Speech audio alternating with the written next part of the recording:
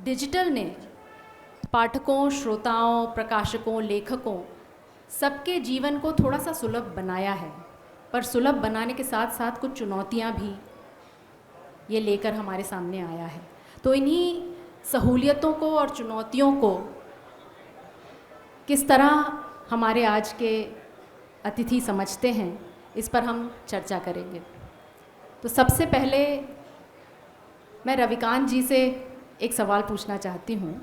हम कहते हैं सब कुछ डिजिटल है, हम ऑनलाइन संपर्क रखते हैं, ऑनलाइन किताबें पढ़ते हैं, तो क्या ये कहना जायज़ होगा कि हम सब कुछ हद तक एल्गोरिदम के ग़ुलाम बन चुके हैं पढ़ने के मामले में, कंटेंट ढूंढने के मामले में? मुझे लगता है कि उसमें शब्द अगर आप रिप्लेस करते चले जाएं, तो पहले हम गूगल के गुलाम थे, अब एल्गोरिदम के गुलाम हो गए हैं, है ना। कल फिर एआई के गुलाम होने ही जा रहे हैं। तो इस तरह की चीज़ें कही जाती रही हैं हमेशा से, और ऐसा करके एक कॉन्स्पिरेसी थ्योरी बना दिया जाता है, जो कि हमको कंफर्ट देता है, ठीक है। लेकिन जाहिर है कि कुछ समस्याएं तो पैदा हुई हैं डिजिटल ज़माने में, सहूलियतें भी पैदा हुई हैं। मैं उस ज़माने से देख रहा हूँ साहित्य की मौजूदगी इंटरनेट पर, जबकि नेट आया ही चाहता था, जब यूनिकोड भी नहीं आया था, है ना। तो अनुभूति और अभिव्यक्ति जैसे वेबसाइट हुआ करते थे, जिसने ट्रांजिशन किया शूषा से लेकर के यूनिकोड तक, ठीक है। आज तो ये दुनिया काफ़ी महमह कर रही है और बड़े बड़े ट्रांजिशंस हो गए हैं। जैसे कि साहित्य पहले वो चीज़ थी जो लिखने वाली थी या छपी थी, प्रकाशित थी। अब दृश्य और श्रव्य भी हो गई, साहित्य हो गया है ना। अब साहित्य वापस एक तरह से बोलियों की ओर जा रहा है। अब हो सकता है इस साहित्य की गेयता बढ़ेगी, चूँकि अब हम वेब 2.0 के युग में आ गए हैं। तो जाहिर है इसका आगाज़ तो कई लोगों ने कर ही दिया था, फेसबुकिया लेखन करने। देवेश जी आपके सामने बैठे हुए हैं, रवीश कुमार ने लिखा है और अनुपम ने छापा है, विनीत कुमार को भी और गिरीन्द्र को भी, कई लोगों को छापा है। एक ख़ास तरह का लेखन जो उन्हीं के शब्दों में कालजयी नहीं था, यानी जो कि कैनन का हिस्सा नहीं था साहित्य का, लेकिन फिर भी इन्होंने कहा सो व्हाट, हम भी साहित्य लिख रहे हैं, कोई पढ़े चाहे नहीं पढ़े। और पता चलता है हिट्स से, और हिट्स दिखाते थे वो, देखो मेरा साहित्य पढ़ा जा रहा है। फिर ऐसे लोगों से आग्रह भी किया जाता है कि नहीं, जो तुमने लिखा है ये क्षणभंगुर नहीं है, बल्कि ये वाकई कालजयी है। तो कालजयी इसको कैसे बनाएं, उसको आप एक स्टेबिलिटी देते हैं, स्थायित्व देते हैं, यानी प्रिंट में ले जाते हैं, किताब के रूप में उस चीज़ को छाप देते हैं, जो कोरोना कथा है या दूसरी कथा है। तो मुझे लगता है कि देखिए, टेक्नोलॉजी और ज़बान का जो ये रिश्ता है, ये बड़ा दिलचस्प रिश्ता है और इसके कई मोड़ और पड़ाव हैं। मैं नई धारा वेबसाइट देखकर बहुत खुश हूँ, क्योंकि बहुत पहले प्रमोद जी से बात हो रही थी, उनसे एकमात्र मेरी मीटिंग हुई थी। तो मैं चूँकि राजा राधिका रमन प्रसाद सिंह का बहुत बड़ा भक्त हूँ, इसलिए कि वो हिंदुस्तानी में लिखते थे, वो संस्कृत निष्ठ हिंदी और फारसी निष्ठ उर्दू दोनों मिला करके एक अजीब खिलंदड़ भाषा गढ़ते थे। और बिहार के लेखक आम तौर पर बहुत बड़े शैलीकार हुए हैं, और इसलिए हुए हैं क्योंकि उनकी जड़ें दरअसल उस गांव में हैं, उन बोलियों में हैं। इसीलिए आंचलिकता पर इतनी बड़ी छाप बिहार के लोगों की भी है, सिर्फ बिहार के लोगों की। माफ़ कीजिए, मैं विषयांतर हो रहा हूँ। मैं कहना ये चाह रहा हूँ कि टेक्नोलॉजी तो है, इसके हिसाब से चीज़ें बदलती रहेंगी। एल्गोरिदम जाहिर है हमें प्रभावित करेगा, हमारे सर्चेस को प्रभावित करेगा, लेकिन उससे बड़ी बात मैं ये कहना चाहता हूँ, वो एल्गोरिदम भी इसी से तय होगा कि हम सर्चेस कैसे कर रहे हैं। एआई के लिए हम डेटाबेस क्या रख रहे हैं सामने, तभी तो एआई सर्च करेगा। तो वो हम पर भी उतना ही मुनहसर है। ये एल्गोरिदम एक एब्स्ट्रैक्ट चीज़ बन के सिर्फ चेतावनी के रूप में हमारे सामने नहीं आना चाहिए। सॉरी, लंबा मैं घूम हुआ, लेकिन मुझे लगा कि ये सब बिंदु हैं जिन पर बात होनी चाहिए, और पहले आपने माइक दे दिया इसलिए मैंने ये सब कह दिया। शुक्रिया। आपने एक फाउंडेशन रख दी जिसके ऊपर अब हम चर्चा कर सकते हैं। अणुशक्ति, आपने डिजिटल से ही अपना लेखन और अपनी प्रोफेशनल लाइफ दोनों शुरू करी, तो आपका क्या कहना है, किस तरह डिजिटल ने आपकी रचनात्मकता को अफेक्ट किया है? देखिए, हम मनुष्य हैं। मनुष्य की दो प्रकृति होती है। एक तो हम किसी परिवेश में पैदा हुए, बने, पले बढ़े, आगे बढ़े, तो हमारे पास ना इम्यूनिटी खुद ब खुद तैयार हो जाती है, और एक होती है एक इम्यूनिटी ग्रहण करनी पड़ती है। तो हमारी जो जनरेशन के लोग हैं, मैंने 2008 में अपना करियर शुरू किया, और मेरा career print, digital, electronic print में, उस टाइम में डिजिटल वर्ड बहुत वायरल नहीं था, बहुत ट्रेंडिंग नहीं था आजकल की ज़ुबान के अनुसार। तो मैंने अपना करियर प्योर डिजिटल या इलेक्ट्रॉनिक प्रिंट में शुरू किया। तो उस वक्त जो फेसबुकिया लेखन भी था, वो भले ही कालजयी हो ना हो, स्तरीय ज़रूर था, पर 2.0 के साथ मैं आपको अब यहाँ पे क्यों और कैसे है एक कुछ पॉइंटर्स बोलना चाहूँगी। आपको पता है ब्रेन रॉट शब्द, आप लोग सब जानते होंगे, बड़ा ट्रेंडिंग है। कितने लोग जानते हैं ब्रेन रॉट शब्द को? बहुत लोग, हालांकि बहुत लोग नहीं जानते हैं, फिर भी लोग जानते हैं। ब्रेन रॉट इस बार ऑक्सफोर्ड यूनिवर्सिटी का वर्ड ऑफ द ईयर है। इस ब्रेन रॉट शब्द के साथ 5-6 और शब्द थे उस कंपटीशन में कि किसको वर्ड ऑफ द ईयर माना जाए, वर्ड ऑफ द ईयर माना जाए। 37,000 लोगों ने लाइव वोटिंग की थी। इसमें वर्ड था डेम्यूर, रोमांटिसी, डायनामिक प्राइसिंग, लोर और slop. Now let me come to slop. Slop क्या होता है? ब्रेन रॉट तो आपने समझ गया कि हम कुछ ऐसे काम में लगे रहें, ऑनलाइन लगे रहें, जिसमें हमारी दिमाग की प्रक्रिया जो है, वो जो हमारे दिमाग को, हाँ, जो हमारे दिमाग को ऐसे मतलब जकड़ लेता है कि हमारी सोचने समझने की शक्ति क्षीण हो जाती है। अब स्लॉप क्या है? स्लॉप जो है वो होता है अनवांटेड एआई राइटिंग को, एआई डिजिटल राइटिंग को स्लॉप कहते हैं। आप में से सब लोग फेसबुक पर ज़रूर होंगे या इंस्टाग्राम पर ही होंगे। आज उसमें एक तरह की आजकल बड़ी स्टोरी टेलिंग सी होती है कि अरे सुरैया की ऐसी प्रॉपर्टी ऐसी, कि उसमें कहानियाँ जो हैं वो कैसी भी होती हैं, उस कहानी का कोई ना ओर होता है ना छोड़ होता है, बस उसमें तस्वीर होती है, एआई से लिखी हुई कहानियाँ होती हैं, और 5,000 6,000 उसके शेयर्स होते हैं, लाखों लाइक्स होते हैं। These are all slops. ये डिजिटल काउ डंग, जो गोबर था वो आपके सामने डिजिटल तौर पर उपलब्ध है। 2.0 में जो शेयरिंग और लाइकिंग और वो जो वायरलिटी है वो काउ डंग की है। गाय का गोबर तो आप जानते ही हैं कितना ट्रेंडिंग है, अमृत है आजकल तो, ठीक है। हम लोग पाठक नहीं हैं, विक्टिम हैं। हमारे पास गलत जानकारी आ रही है, हमारे पास हमारे दिमाग, हमारी सोचने समझने की शक्ति क्षीण हो रही है। सो जी, बहुत अच्छी तरह इन्होंने समझाया। अब आप बताएं कि आज साहित्य में संपादक का जो एक रोब, एक रुतबा, या ये कह लूँ एक धौंस भी होती थी, वो अब है, या हर कोई लेखक बन जाता है और उसको पाठक मिल जाते हैं, जब पाठक मिले तो लेखक बन गए। तो वो जो छन्नी जिसकी बात अणुशक्ति जी कर रही हैं, वो कहाँ तक सफल है, और क्या उसका ज़रूरत, हाँ ज़रूरत है ज़रूरत है। वो तो उन्होंने कहा स्लॉप और ब्रेन रॉट की तरफ अगर जा रहे हैं तो ज़रूरत तो, जब तक रविकांत जी जैसे विद्वान निरुपम को अनुपम कहते रहेंगे तब तक भाषा में संपादक की ज़रूरत बनी रहेगी। मैं उस पीढ़ी का व्यक्ति हूँ, हाँ अब 45 साल के आसपास होने को आ गया तो व्यक्ति ही हूँ, जो भैंस की पीठ पर बैठकर शाम को चंवर में और नहर में उन छोकरों को चराते हुए देखा, जो कबीर भी गाते थे, गीत भी गाते थे, गवनई भी करते थे। गीत और गवनई में फ़र्क था, जो लोग गांव देहात को जानते हैं वो समझते होंगे। और जो तुकबंदी भी करते थे, आशु कविता कही जाती थी।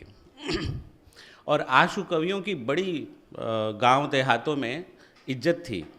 उस ज़माने में अभी हमारे यहाँ शादी ब्याह में और ऐसे भी नई फसल जब तैयार होकर आती थी तो भाट आते थे। भाट चारण एक जाति है, पेशेवर जाति होती है, जो आ कर के विरुदावली गाते हैं। तो हमने उन्हें भी सुना है, जिसको लोक कवि कहते हैं। और हमने वो भी देखा है, आखिरी पीढ़ी थे जब शादी ब्याह में 2 दिनों की शादी बारातें जाती थी और दोपहर के समय बाकायदा शास्त्रार्थ होता था बारात में, और कविता का भी शास्त्रार्थ होता था। हम वो लोग हैं जिन्होंने राजा राधिका रमन प्रसाद सिंह का जितना साहित्य था वो ढूंढ ढूंढ के पढ़ते थे, क्योंकि हमें ये बताया गया कि हिंदी साहित्य के सबसे बड़े 3 स्टाइलिस्ट गद्यकार जो हैं वो बिहार के हैं। राजा राधिका रमन प्रसाद सिंह हैं, रामवृक्ष बेनीपुरी हैं, फणीश्वरनाथ रेणु हैं। इनसे बड़ा स्टाइलिस्ट हिंदी साहित्य में कोई गद्यकार नहीं है। फिर हमारे सामने एक सवाल खड़ा हुआ जब हम जैसे जैसे आगे पढ़ते हुए गए कि सारे स्टाइलिस्ट अगर बिहार के हैं तो हिंदी साहित्य के इतिहास में उत्तर प्रदेश क्यों छाया हुआ रहता है। तो फिर सवाल सवाल सवाल खड़े होते चले गए कि अणु की ये बात ठीक है कि एक फिल्ट्रेशन की ज़रूरत है। जो पहले से उपलब्ध है लिखित रूप में या मौखिक रूप में, वही डिजिटल पर भी सबसे ज़्यादा पढ़ा जा रहा है या वायरल हो रहा है। जो डिजिटल में ही रचा जा रहा है और डिजिटल में वायरल हो रहा है, उसकी कितनी लंबी उम्र है यह आप लोग हमसे ज़्यादा बेहतर जानते हैं। अगर वह लिखे हुए में नहीं आ गया और लिखे हुए की स्वीकार्यता सामाजिक रूप से नहीं बन पाई तो उसकी उम्र कोई लंबी नहीं है। रविकांत जी ने जो कहा कि अब जो है वो गाया भी जाने लगा है और सुना भी जा रहा है, मतलब कि ऑडियो बुक भी है, ये भी है, वो भी है। ये अब नहीं है, ये पहले भी था। तुलसीदास को भी एल्गोरिथम की ज़रूरत पड़ती थी। वो बैठ करके रोज़ जो दिन भर लिखते थे सुबह से रामचरितमानस, वो शाम को बैठ करके सुनाया करते थे और लोग जुटते थे सुनने के लिए। और जो तालियां बजती थी उससे उनको समझ में आता था कि ठीक चल रही है कथा या नहीं चल रही है। तो मार्केटिंग हमेशा रही है, अपना अपना तरीका रहा है। और उस महादेवी वर्मा ने क्यों जाना बंद कर दिया कवि सम्मेलनों में? हुटिंग के कारण, क्योंकि वो मंचीय कविता में वो फिट नहीं बैठ पा रही थी, दिनकर और बच्चन की तूती बोल रही थी। तो सवाल ये है कि हर समय समाज अपना एल्गोरिदम अपने ढंग से सेट करता रहा है और उसके हिसाब से चीज़ें चलती हैं या थम जाती हैं या उनकी एक रफ्तार सेट हो जाती है। लेकिन समाज में किसी भी रचना की उम्र पाठक तय करते हैं कि वह कितने समय तक रहेगा। बहुत सारी विस्मृत रचनाओं को हम लोग देख रहे हैं कि फिर से वो रचनाएं वापस लौट रही हैं या वो लेखक वापस लौट रहे हैं, प्रिंट में वापस आ रहे हैं। क्यों? क्योंकि उसको कोई याद दिला दे रहा है कि अभी जो ये चीज़ हो रही है, ये चीज़ फला किताब में या फला रचना में फला लिख है, फला इसके बारे में कह गए, और वो खोई हुई किताब वापस आ जा रही है। आपको वो किताब याद है क्या जो कोविड के समय में अचानक से बहुत चर्चित हो गई?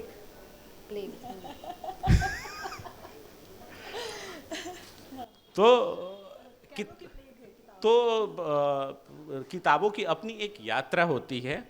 वह चाहे मीडियम कितने भी बदलते ले जाएं, लेकिन जो रचना समाज में व्यापक रूप से चर्चा के जरिए स्वीकृत हुई वह चलेगी। और हमारे एक प्रोफेसर कहते थे कि जो चीज़ छप गई वह दुनिया में कहीं तो होगी, वो कभी ख़त्म नहीं हो सकती। ऐसा हो नहीं सकता कि सारी प्रतियां एक साथ ख़त्म हो जाएं। सत्यानंद जी, तो फिर क्या प्रकाशक या संपादक के रूप में? अब संपादक की धाक और रोब वाली जो बात है ना, ये धाक और रोब जैसी चीज़ कोई होती नहीं है। ये सब भंगिमाएँ हैं और हिंदी समाज स्वप्नजीवी समाज है, सपनों के पीछे भागता है और डे ड्रीमर बहुत है हमारे यहाँ। और हर किसी को लगता है कि वो तो वहाँ है। वास्तविकता पर हम लोग कम भरोसा करते हैं, वास्तविकता को स्वीकार करने के लिए हम जल्दी तैयार नहीं होते हैं। अब ऐसे में कोई भी जो वास्तविकता के इर्द गिर्द बात करना शुरू करता है तो कहा जाता है कि ये जो है वो डिस्टर्बिंग एलिमेंट है, ये संपादक जो है वो थोड़ा रोब दिखा रहा है या ये कठोर है। क्या कहते हैं, खड़ूस है। खड़ूस। ऐसा कुछ होता नहीं है। संपादक का काम एक मेकअप मैन का काम है। वो एक चेहरा आपका समझता है कि ये जो चेहरा है, अगर हम इसको थोड़ा सा इस तरह का टचअप दें तो ये जब जिस तरह के मंच पर प्रकाश व्यवस्था है उसमें ये जाएगा तो किस तरह से ये दिखेगा या इसका रिफ्लेक्शन क्या आएगा, तो उस हिसाब से वो उस पर काम करता है। सही। दूसरा काम जो संपादक का है वो संभावनाओं की तलाश का काम है, जो ज़्यादा चैलेंजिंग है। तो डिजिटल मीडियम इस तरह से तो संपादकों की सहूलियत बढ़ा रहा है कि जब पत्रिकाओं के संपादक आलसी हो रहे हैं, माफ़ कीजिएगा हिंदी में, तो वैसे में प्रकाशनों के संपादकों को डिजिटल मीडियम इस मामले में सहायता पहुंचा रहा है कि वो संभावनाओं को जो पहले पत्रिकाओं से ढूंढते थे, अब वो वहीं से सीधे देख ले रहे हैं कि ये संभावनाशील है, तो क्या इसको हम काम करा सकते हैं। तो क्या जब कोई लेखक आपके पास आता है तो आप उसकी सोशल मीडिया नब्ज भी थोड़ी सी टटोल के देख लेते हैं कि इसको लोग स्वीकार कर रहे हैं, इस तरह का हम लाइक्स, मेरे जैसा आदमी लाइक्स पे नहीं जाता है, फॉलोअर्स पे नहीं जाता है, क्योंकि वो बहुत बड़ा धोखा है। मतलब आप ये समझ लीजिए कि अगर लाइक्स और फॉलोअर्स के आधार पर किताबें बिकती तो हमारे बीच बहुत सारे ऐसे सेलिब्रिटीज़ हैं अंग्रेजी में, जो अंग्रेजी में किताबें सुनते हैं कि बहुत ज़्यादा बिकती हैं, सुनते हैं तो मैं तो मतलब अंग्रेजी में किताबें बहुत बिकती हैं, तो अंग्रेजी का हर लेखक जो है वो बड़ा लेखक है और बहुत अमीर होना चाहिए। फिर टेक्स्ट बुक के लेखक ज़्यादा उनसे पैसे वाले नहीं होने चाहिए थे, लेकिन मुझे लगता है नहीं। तो वो एक मिथ है। तो वैसे में अंग्रेजी में उन सारे सेलिब्रिटीज़ की किताबें 90% जो है वो उनकी मातृभाषाओं में नहीं, अंग्रेजी में छपती हैं पहले। तो अंग्रेजी में वो छपती हैं तो वो मिलियंस में किताबें बिकनी चाहिए, मिलियंस में किताबें बिकनी चाहिए, बिलियंस में बिकनी चाहिए, लेकिन वो तो हज़ारों में दम तोड़ देती हैं। तो फॉलोअर्स और लाइक्स और फैन, इससे किताबों की बिक्री का कोई संबंध नहीं है। हिंदी कविता सोशल मीडिया पर जितनी पढ़ी जाती है, खुद नई धारा के डिजिटल मीडिया पर आप देख सकती होंगी, जितनी मुफ्त में पढ़ने वाले लोग हैं, क्या वो किताब खरीदने वाले लोग हैं? यहाँ जितने नौजवान बैठे हैं उसमें से कुछ लोग तो ऐसे ज़रूर होंगे जो लोग इस दुर्घटना के शिकार हो चुके होंगे। ध्यान रखिएगा, दुर्घटना के शिकार, ये आप डायरी में लिख सकते हैं। मैं लेखक के कि दृष्टिकोण से जब तक आपकी किताब नहीं छपी है और आपकी कविता पढ़ के, आपकी फेसबुक राइटिंग पढ़ के लोग एकदम परेशान किए रहते हैं आपको, किताब कब आ रही है, किताब कब आ रही है, किताब कब आ रही है। जितने लोग ये सवाल आपसे पूछते हैं, लिखते हैं, अगर उसके आधे भी आपकी किताब खरीद लें तो पहले ही महीने में बेस्टसेलर बन जाए। तो रचनाकार के दृष्टिकोण से मैं ये सवाल पूछना चाहती हूँ राजशेखर जी से। आप, जब हमारी पहले चर्चा हो रही थी, आपने कहा जब आप कोई गीत लिखते हैं तो आपको उसका पूरा सूक्ष्म डेटा आपके पास आ जाता है कि कितने लोगों ने सुना, किस जेंडर के लोगों ने सुना, कहाँ सुना, किस प्रदेश में ही नहीं, किस गांव में, किस ज़िले में आपका गाना सुना गया। तो रचनाकार होते हुए इसका आपके लेखन पे क्या असर पड़ता है? क्या ऐसा कुछ लगता है कि कोई पीठ पीछे खड़ा देख रहा है जब आप लिख रहे हैं, जब कुछ रच रहे हैं? क्या फ़र्क पड़ता है उससे?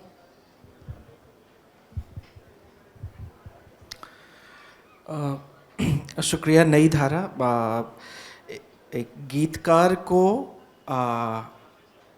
साहित्य के मंच पे बुलाने के लिए। काबिल गीतकार हैं, काबिल गीतकार हैं आप। कवि नहीं हूँ। हाँ, और मैं हिंदी फिल्मों में गीत लिखता हूँ और मेरी जो शुरुआत हुई 2011 की फिल्म तनु वेड्स मनु से हुई, और मेरी सीडी और कैसेट आने से पहले 2 फरवरी को गाना रिलीज़ होना था, पर मुझे अचानक से पता चला कि 1 फरवरी को ही songs.pk एक साइट हुआ करता था, आप लोग कुछ लोगों को याद होगा, पाकिस्तान का songs.pk पे मुझे एक दोस्त ने बताया कि आपका गाना रिलीज हो चुका है। और हम हाय तबाह मचा रहे हैं कि अरे ये क्या हो, ये मतलब अब तो मैंने डायरेक्टर को फ़ोन किया, प्रोड्यूसर को फ़ोन किया कि हमारा गाना लीक हो गया है। उन्होंने कहा कोई बात नहीं है, मैंने कहा ऐसा ठंडा मतलब जवाब, मुझे तो लगा था कि कहेंगे कि अरे हम तुम्हारे साथ हैं, अभी कोर्ट चलते हैं। फिर मुझे बाद में पता चला वही लोग लीक कराते हैं। वो इसलिए लीक कराते हैं क्योंकि लीक में लोगों की दिलचस्पी ज़्यादा है, क्योंकि आपको जो लग रहा है, सबको लग रहा है कि वक्त से पहले मेरे पास इसकी पहुंच है। तनु वेड्स मनु तक या उसके बाद 2018-19 तक मुझे ये नहीं पता चलता था कि मेरा कौन सा गाना कितना चल रहा है। जब लेट फेस्ट से ज़्यादा बुलावा आता था तो मुझे लगता था कि ये गाना चल गया है। जब नहीं आता था और तो मुझे लगता था कि ये एल्बम उतना नहीं चला है, या इंटरव्यू के लिए फिल्म फेयर या बाकी मैगजीन से जब कॉल कम आते थे तो लगता था ये एल्बम उतना नहीं चला। जब कॉल आने लगते थे तो लगता था कि चल गया। अभी बीच में मुझे इस तरह के किसी मीडिएटर की ज़रूरत नहीं है। मेरे फ़ोन पे मैं अभी देख के बता सकता हूँ कि एनिमल फिल्म का ये गाना मेरा गाज़ियाबाद में कितने लोग सुन रहे हैं। डेफिनेटली मुझे ये इनेबल कर रहा है एक तरीके से। मेरे हाथ में एक मेरे और मेरी ऑडियंस के बीच का जो फासला है वो कम हो रहा है। बट क्या ये मेरे गाने लिखने के वक्त ये कोई मुझे फ़ायदा पहुंचाता है? मुझे लगता है कि दरअसल ये नुकसान करता है। जब गणित आपको लगता है कि गणित आप जान गए हैं, पर गणित आपसे बाहर की चीज़ है। दरअसल आप एक बार उसको फार्मूला फिट बिठाने लगेंगे, दूसरे गाने में, दूसरे एल्बम में वो आपके हाथ से चीज़ें फिसल जाती हैं। तो अब मुझे जो समझ में आई है बात, कि जब अपने राइटिंग टेबल पे होता हूँ तो कैरेक्टर, सिचुएशन, ज़बान, चेक आया कि नहीं आया, फिल्म हिट होगी कि नहीं होगी, इस सब से ज़्यादा डेडलाइन, इस सब से ज़्यादा जो मेरी कोशिश होती है, जो मशक्क़त है, वो इस चीज़ में है कि मैं अपने आप को उस 1 घंटे के लिए, आधे घंटे के लिए, उस 2 दिन के लिए, उस अंक गणित से अलग कैसे कर पाऊँ, जहाँ पे मेरे जहन में ये बात नहीं आए कि अच्छा मैंने ये गाना ज़्यादा अच्छा, मेरे दिमाग में ज़्यादा अच्छा लिखा था पर ये चला नहीं, पर एक गाना जो कि मैंने ऐसे ही कलम चला दी थी वो ज़्यादा चल गया है।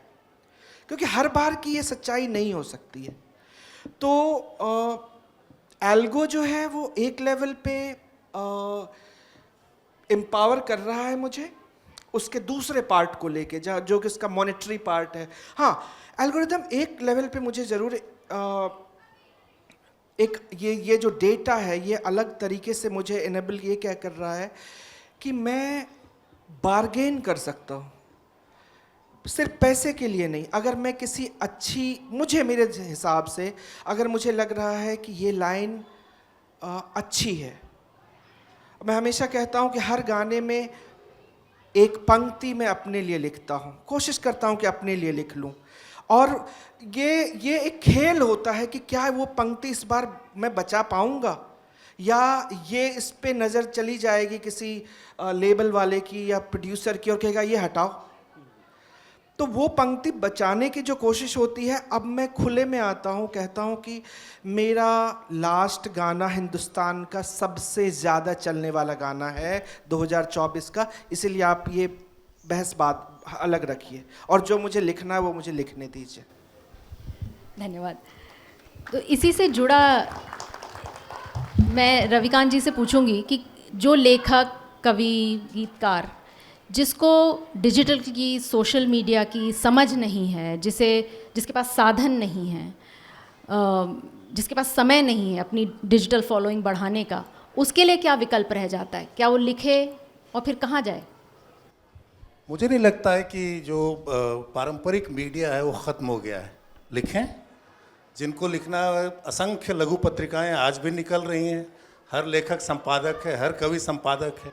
अब तो बल्कि और आसान हो गया है कि आप बोल दीजिए बस और रिकॉर्ड करके कहीं भी डाल दीजिए या किसी से करवा लीजिए, ये तो बहुत आसान है। अगर हम मान लीजिए पुरानी पीढ़ी के लोग हैं जिनको नहीं करना आता है, अपने घर के बच्चों को तो कह ही सकते हैं, उनको आता है करना, तो ये समस्या नहीं है मेरे लिए। मैं एक दो चीज़ें थोड़ा सा पीछे के डिस्कशन में जा कर के कहना चाहता हूँ, जोड़ना चाहता हूँ।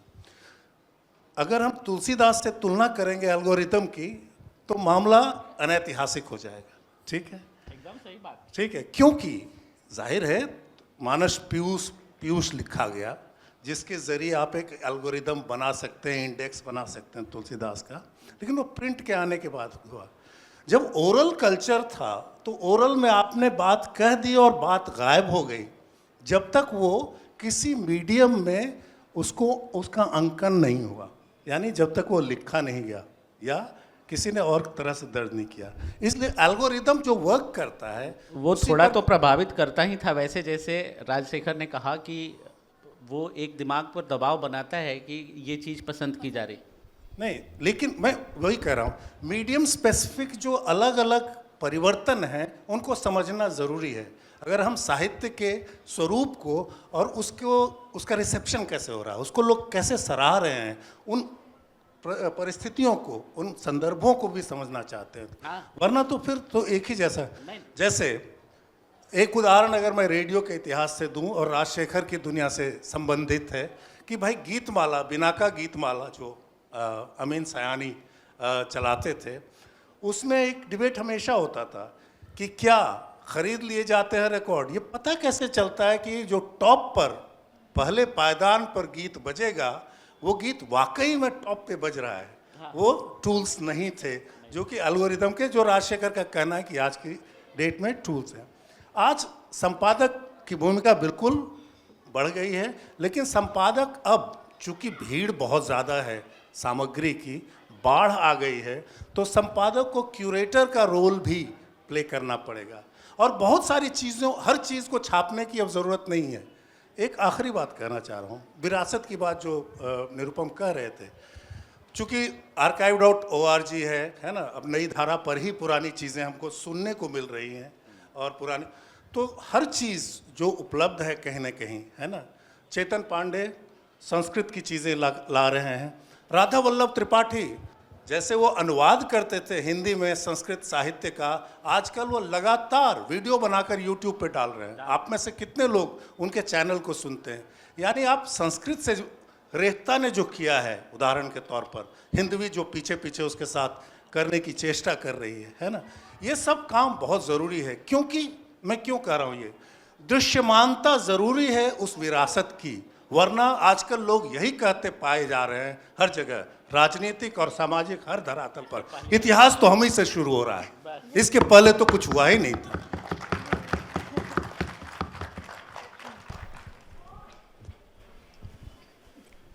हमसे पहले कुछ हुआ ही नहीं, इसी विचार को आगे बढ़ाते हुए अणुशक्ति, जब पहले कोई लेखक कुछ लिखता था या कोई कविता लिखता था तो कुछ समय तक वो कविता रहती थी कि आप उस पर विचार कर रहे हैं, आप उसमें जाके एक पंक्ति जोड़ रहे हैं, घटा रहे हैं, फिर आप अपने दो दोस्तों को सुना रहे हैं, उनकी कुछ टिप्पणियाँ होंगी, फिर आप घर जाके उसे फिर बदल रहे हैं।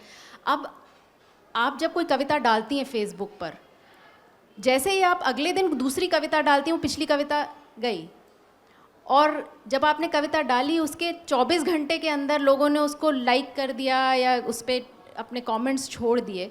अब उसके बाद आप जाके उसे एडिट करके उसमें कुछ बदलाव करना चाहें तो भी अब वो गई, अब वो प्रकाशित हो गई, एक तरह से हाथ से बाहर निकल जाती है, हाथ से बाहर निकल गई।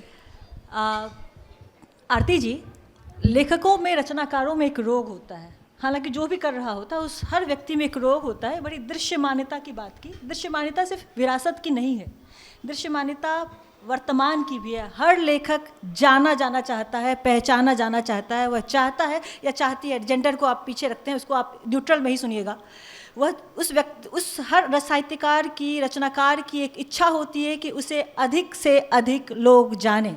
अभी सर कह रहे थे कि जो व्यक्ति डिजिटल नहीं चाहता है वो छोटी पत्रिकाओं में छप सकता है, पर उन छोटी पत्रिकाओं की रीच कितनी है?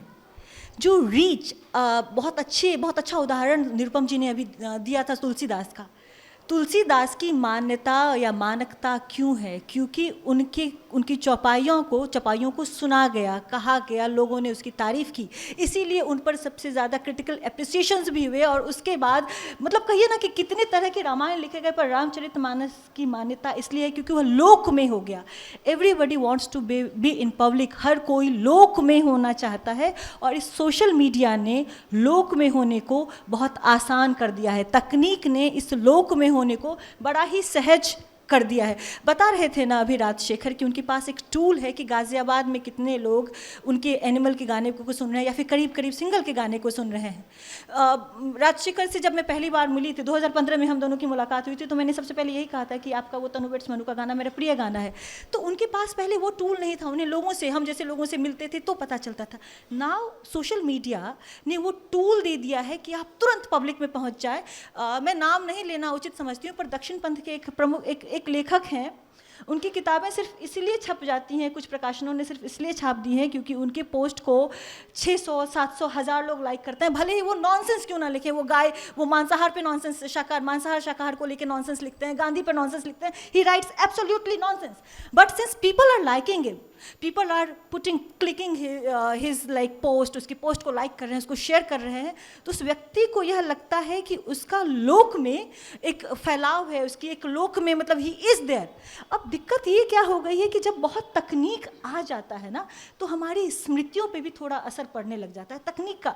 आप लोग मोबाइल फ़ोन वाली बात तो जानते ही होंगे कि मोबाइल फ़ोन के बाद से हम नंबर याद रखना भूल गए हैं। वो सब तो स्मॉल गेम है, पर दिक्कत ये, पर सबसे बड़ी बात ये होगी कि सोशल मीडिया ने वो विजिबिलिटी दे दी है कि आप तुरंत छप सकते हैं, तुरंत पब्लिक में जा सकते हैं, आपको कोई मतलब नहीं है कि आप कितना सुधार करना चाहते हैं। You are being controlled. Control एक फिल्म आई है अनन्या पांडे की, वो इस बात को किस तरह से तकनीक या सोशल मीडिया आपको कंट्रोल कर रहा है वो बहुत अच्छे तरीके से वो फिल्म बताती है। उसमें वहाँ पे बहुत जागरूक आपको खुद होना पड़ेगा कि क्या मैं कंट्रोल होना चाहता हूँ। एक बहुत छोटा सा उदाहरण और उसके बाद बात समाप्त करूंगी। मेरी सोशल मीडिया की रीच पिछले 2-3 सालों से कॉम्प्रोमाइज़ हो गई है क्योंकि मैं एंटी एस्टेब्लिशमेंट लिखती थी, पर मुझे पिछले दिनों मैंने एक पोस्ट लिखा और उस पोस्ट को लिखने से पहले मुझे मालूम था कि ये पोस्ट वायरल होगी। करीना कपूर को लेकर एक पोस्ट लिखा, उस पोस्ट में 2500 उसके शेयर्स हैं, 2500 लाइक्स हैं। मैंने शेयर का ऑप्शन बंद कर रखा है, कमेंट का ऑप्शन बंद कर रखा है, इसीलिए कमेंट्स नहीं है, पर मुझे मालूम था कि इस पोस्ट को लोग पढ़ेंगे क्योंकि उस पोस्ट में बिल्कुल मैंने उसी तरह से लिखा था। सोशल मीडिया के कुछ टूल्स होते हैं, कुछ वर्ड्स होते हैं। अभी अगर कोई सोशल मीडिया यहाँ पे करना चाहता है तो एक टिप ये है कि तस्वीर के साथ स्टोरी टेलिंग कीजिए, आपकी पोस्ट वायरल होगी ही होगी। स्टोरी टेलिंग में आप कोई भी बकवास कर सकते हैं, तस्वीर के साथ story telling is the key right now, ये ट्रेंडिंग चीज़ है। पर अगर कोई बकवास नहीं करना चाहता तो वो और अच्छा लिखना चाहता है और थम के लिखना चाहता है, तो क्या सोशल डिजिटल उसके लिए वो जगह है? बिल्कुल जगह है। मैंने जब लिखा था तो मैंने करीना कपूर को लेकर, एज को लेकर लिखा था कि एज शेमिंग, करीना कपूर किस तरह से अपने आप को, अपनी उम्र को स्वीकार कर रही हैं। तो मैंने पॉजिटिव होकर के स्टोरी टेलिंग की थी, और story telling is the key right now. आप कुछ भी करें, स्टोरी टेलिंग करें, और यह आपकी अपनी ईमानदारी पर नियत है कि आप क्या स्टोरी टेलिंग करना चाहते हैं। आप बकवास लिखना चाहते हैं, अच्छा लिखना चाहते हैं, देखिए स्कोप दोनों का होता है। मेन व्यक्ति आप हैं, मूलतः पाठक भी आप हैं, क्रिएटर भी आप हैं। आपकी अपनी ईमानदारी कहाँ है यह आप तय करेंगे, कोई और नहीं। पर आप कितने दिन ईमानदार रहेंगे अगर यही चीज़ कितने दिन, ये इसका उदाहरण राजशेखर ने दिया अभी कि वह जब अपनी राइटिंग टेबल पर होते हैं तो कितना हिट, कितना लाइक और कितना रीच है उसको नहीं सोचते हैं। वो सोचते हैं कि इस पंक्ति को, जो पंक्ति मैंने अपने लिए लिखी है, उसको बचा पाऊंगा कि नहीं। तो राजशेखर जी से मेरा अगला सवाल है, थोड़ा सा मैं डिजिटल से पीछे जाती हूँ। कुछ आपके जो सुपर सीनियर्स रहे, शैलेंद्र थे, साहिर लुधियानवी थे, गोपाल दास नीरज थे, इन्होंने फिल्मों के लिए गीत लिखे, लेकिन इनका दखल साहित्य में हमेशा रहा। गीत लिखे लेकिन कवि सम्मेलनों में, मुशायरों में इनकी शिरकत रही। तो एक तरह से इनका एक समाज अपना था जिसमें ये अपनी कविताएं, अपनी रचनाएं बांटते थे, अपने एक तरह से सहकर्मियों के साथ उनके कमेंट्स और उतनी ही शिद्दत से सुनने वाले भी थे। तो वो एक अलग तरह का समाज एक बन गया। क्या ऐसा कुछ है अब बम्बई में, या हम सब अपने अपने कमरे में बैठे अपने अपने एनालिटिक्स देख के और लिख रहे हैं और किसी तरह अपनी एक पंक्ति बचाने की कोशिश कर रहे हैं, वो जद्दोजहद बन गई बजाय क्रिएटिव प्रोसेस होने के।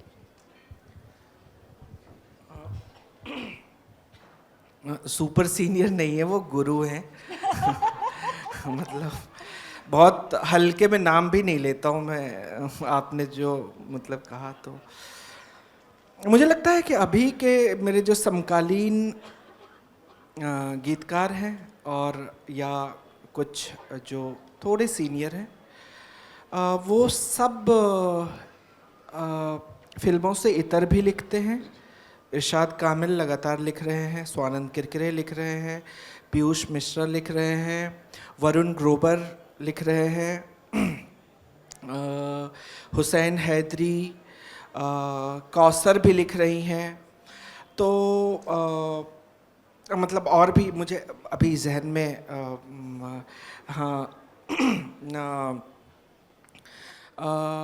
नीलेश मिश्रा वो लगातार अलग लिखते हैं और मेरे ख्याल से रेडियो पे भी काफ़ी उनका, तो सब हर कोई लिख रहा। मैं भी गाहे बगाहे कभी कुछ अनुवाद बच्चों की किताबों का और उनके लिए कुछ किताबें लिखता रहता हूँ। और मैं इस सवाल से बचना चाह रहा था क्योंकि यहाँ बैठे हुए हैं सत्यानंद, और इनकी एक छड़ी रहती है हमेशा, हर साल ये एक बार खड़काते हैं कि कब दे रहे हो मैन्युस्क्रिप्ट। तो लिख रहे हैं। पर मैं एक बार मुशायरे में गया था, मुझे बिल्कुल अच्छा नहीं लगा, बिल्कुल भी नहीं। वाहियात लोग थे एकदम। मैं क्यों बोलूं यार, मेरे लिए तालियां बजाओ, अगर अच्छी लगी है तो बजा दो ना। नहीं आपसे भाई ताली बजाने में कंजूस हैं आप लोग। नहीं मैं अभी के लिए नहीं कह रहा था। मैं एक बात कहना चाहता हूँ, माफ़ी चाहेंगे बीच में बोल रहा हूँ। अलग अलग तहजीब होती है। जैसे मुशायरे में वाह न कहें तो वो गड़बड़ है, और कवि सम्मेलन में वाह कह दें तो बुरा लग सकता है। तो वो एक चली आ रही हुई परंपरा है, उसमें कोई प्रतिभा ऐसी आए कि कुछ उस तहजीब का पुनराविष्कार करे, कुछ नया रूप दे। तो उम्मीद थी कि रेख्ता कुछ वह कर सकता है, अब पता नहीं क्या होगा, नहीं पता। तो एक चीज़ रविकांत जी ने अच्छी कही कि हिंदवी जो है कविता को उसके पीछे पीछे चला, रेख्ता भी हिंदवी की कविता को उसके पीछे पीछे चला, हम कह सकते हैं। हाँ, अब ये राजशेखर वो भी अच्छा है। नहीं मैं उसमें गलत, मैं जिस मुशायरे की बात कर रहा हूँ उस मुशायरे की बात मैं कह रहा हूँ कि मुझे लगा यार मुझसे क्या सुनोगे, और सब लोग बाकी कह रहे थे कि यार अगर कहीं भी दिल को छुए तो एक ताली, और मैं नहीं बोल सकता हूँ एक किसी से, मुझे मतलब मेरी फितरत में नहीं है कि मैं बोलूँ कि ताली चाहिए मुझे। और जो शायर मुझे पसंद हैं आज के भी और मैंने कभी फराज को नहीं बोला कि अगर आप तक ये बात पहुंची है तो मैं जो कह रहे हूँ मैं उनको ये नहीं, मैंने कभी, फैज़ तो बहुत ज़्यादा जाते नहीं थे, पर मैंने कभी फराज को नहीं सुना कि वो कह रहे हैं कि यार हाथ हवा में लहराते हुए नजर आने चाहिए। मेरे बहुत प्रिय शायर हैं अभिषेक शुक्ला, बहुत अच्छे शायर। मैंने कभी नहीं उनको किसी भी मुशायरे, वो बस आते हैं पढ़ते हैं और निकल जाते, उनको लगता है कि कैसे ये वक्त कटे, इतने शायर हैं वो। तो मुझे पर्सनली मुशायरे में दिक्कत होती है, मुझे लगता है कि ये मैं भी पता नहीं मुझे, मगर मुझे लगता है कि मैं शायद वो वहाँ पे मैं नेचुरल नहीं रह पाता हूँ। मुझे लगता है कि मैं एक कमरे में अपने राइटिंग टेबल पर 10, 20, 50, 100 लोगों के बीच में, जहाँ पे मैं आंखों में आंखें देख के बात कर सकता हूँ, जहाँ पे मैं सवाल पूछ सकता हूँ, जवाब ले सकता हूँ, मुझे शायद वो उस तरह की चीज़ें ज़्यादा पसंद है। बाकी जिनको जो अच्छा लगे।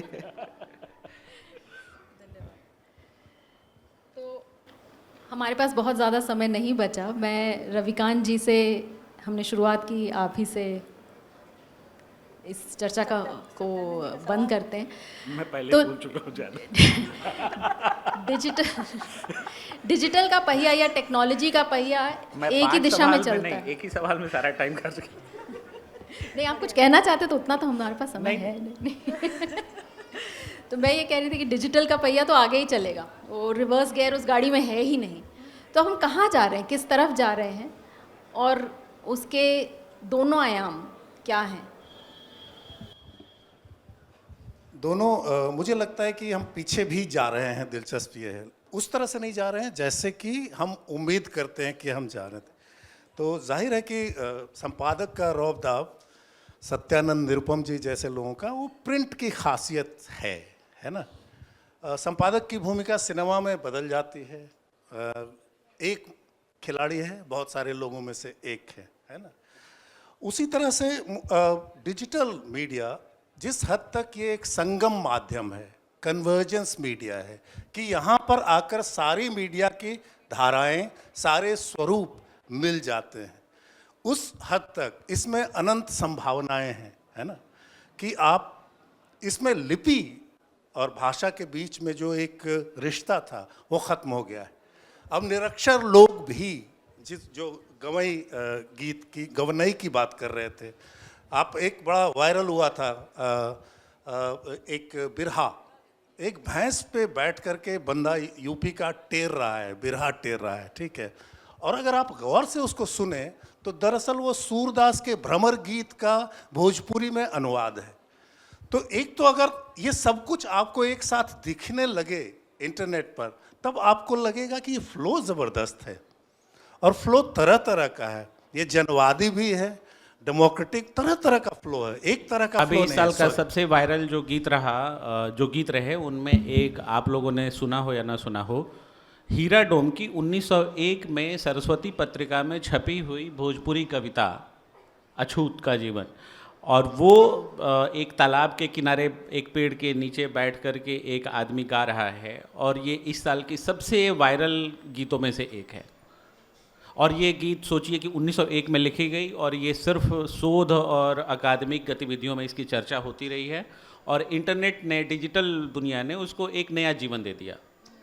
इंटरनेट तो मतलब ये, इसको आप डबल एज्ड सोर्ड कह सकते हैं। एक तलवार, कटप्पा की तलवार थी ना, दोनों तरफ से उसमें धार था, तो ये डबल एज्ड सोर्ड है ये। लेकिन इसकी खासियत ये है कि एक तरफ से इस एक धार से आपको फ़ायदा होता है, उससे आप बढ़िया वो पुराने झाड़ खंखारों को ख़त्म कर सकते हैं, और दूसरी धार आपकी गर्दन पर गिरती है।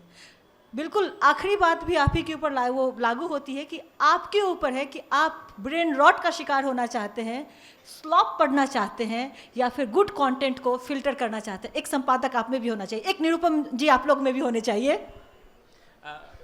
नहीं, सब बात मेरे पास नहीं आनी चाहिए। आप सबको, आपके भीतर भी संपादक है। मैं तो कहता हूँ कि हम जिनके पास बाल कटाने जाते हैं और जिनके पास कपड़े सिलाने जाते हैं, उनके भीतर भी एक संपादक अगर नहीं है तो वो बहुत बेकार दर्जी और हजाम हैं। ये इसका एहसास मुझे 12वीं क्लास के बाद, जब पहली बार मैं ग्रेजुएशन के लिए जब गया पढ़ने इलाहाबाद, और वहाँ पहली बार खुद कपड़ा सिलवाने गया, तो वहाँ के शहर के जो लोकल साथी थे उन्होंने बताया कि ये सिविल लाइंस के दर्जी जो हैं सबसे बढ़िया हैं और चीप एंड बेस्ट एकदम, चलो यहाँ गए। उनसे मैंने कहा कि मुझे ना ऐसे ऐसे चाहिए, तो उन्होंने मुझे देखा और कहा कि आपकी पर्सनालिटी पर ये सूट नहीं करेगा, आपको सोबर कपड़े पहनने चाहिए। और ये मेरी पहली दीक्षा थी। मैंने जाना कि जिसको ये तमीज़ नहीं है कि वो आपको बता सके कि आप पर क्या अच्छा लगेगा, वह मेरा दर्जी नहीं हो सकता, वो मेरा हजाम नहीं हो सकता। तो जब आप लिखते हैं, अगर बताने वाला वहाँ नहीं है तो वहाँ आपको नहीं छपना चाहिए। छपने के लिए छप जाना, और इस तरह छपना कि उस छपे को लोग को देखकर लोग कहें कि वाह कुछ छपा है। दोनों में फ़र्क होता है, इसको समझिए। आप लिखते हैं, इसका मतलब ये नहीं है कि आप लेखक हैं। लेखक होना एक अलग चीज़ है। गाते सब लोग हैं, लेकिन गायक कोई कोई निकलता है। खाना तो सब लोग बनाते हैं, हर घर की स्त्रियां खाना बनाती हैं, हर नौजवान कुछ बनाते हैं। ऐसा थोड़े है कि आप खाना नहीं बनाते हैं। लेकिन बनाने वाले कुछ हाथ होते हैं। तो आप सर्टिफिकेट क्यों लेना चाहते हैं? आप ये गर्व से कह सकते हैं कि मैं बाथरूम सिंगर हूँ, आप ये नहीं कह सकते कि मैं स्वांतः सुखाए लिखने वाला लेखक हूँ। असल में जो डायरी लेखन नाम की चीज़ थी वो अब सबको लग गया है कि ये एक प्रोजेक्ट है, असाइनमेंट है, ये किताब है। अब इस तरह के प्रकाशक आ गए हैं बाज़ार में और इस तरह की ज़रूरतें आ गई हैं समाज में कि 8वीं 9वीं 10वीं के बच्चों की किताब छपवाने की होड़ मची हुई है, क्योंकि अब्रॉड एजुकेशन के लिए जाना है और वहाँ उनको ये दिखाना है। तो 2-2 लाख 3-3 लाख रुपए में छापने वाले आभासी प्रकाशक आ गए हैं, जिनका मार्केट में कहीं कोई नाम नहीं है, उनका कोई वजूद नहीं है, लेकिन वो छाप रहे हैं। तो उसी तरह से बहुत सारे ऐसे छपासुत तो संपादक नाम की जो जी हमारे सामने एक हमारे साथी बैठे हुए हैं, अब कहीं देता हूँ, मैं जानता हूँ कि उनके भीतर एक लेखक है, लेकिन इनकी ईमानदारी देखिए कि वो लिखते नहीं हैं। नहीं, मैं टांग नहीं खींच रहा हूँ, मैं बता रहा हूँ कि आपको ये समझना होगा कि हमको क्या सार्वजनिक करना है और क्या नहीं करना। इतिहास कूड़ादान भी है। इतिहास कहीं से भी शुरू होता हो, इतिहास में कचरे का एक बड़ा डब्बा है, बहुत बड़ा डब्बा है, और उसमें सिर्फ स्टिंकिंग चीज़ें हैं। आगे भविष्य में कितना कूड़ा आप बनाएंगे, कितना और कितना ट्रैश मैनेजमेंट करेंगे, ये भी आपके ऊपर ही निर्भर है। That's all and that's all from my side. धन्यवाद। तो शायद बहुत सारे बिंदु यहाँ पे ऐसे उभर के आए जिन पे हम बहुत कुछ सोच सकते हैं। हम क्या लिख रहे हैं, क्यों लिख रहे हैं, और साथ ही हम क्या पढ़ रहे हैं और क्यों पढ़ रहे हैं, इन विचारों को हम आज अपने साथ वापस लेकर जाते हैं। हमारे अतिथियों का बहुत बहुत धन्यवाद, आपने अपना समय हमें दिया।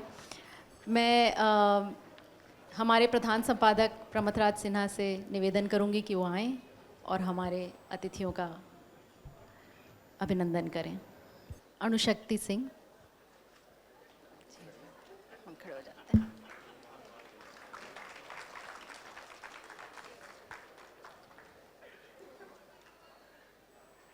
कवियत्री और डिजिटल नेटिव अणुशक्ति सिंह। हम पीछे सत्यानंद निरुपम जी, राजकमल प्रकाशन समूह। निरुपम जी,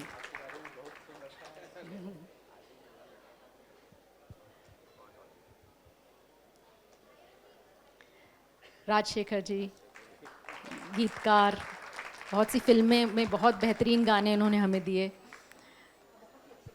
और बहुत ही अच्छे गाने, बिल्कुल। रविकांत जी फिल्म इतिहासकार हैं, अभिलेखकार हैं, लेखक हैं।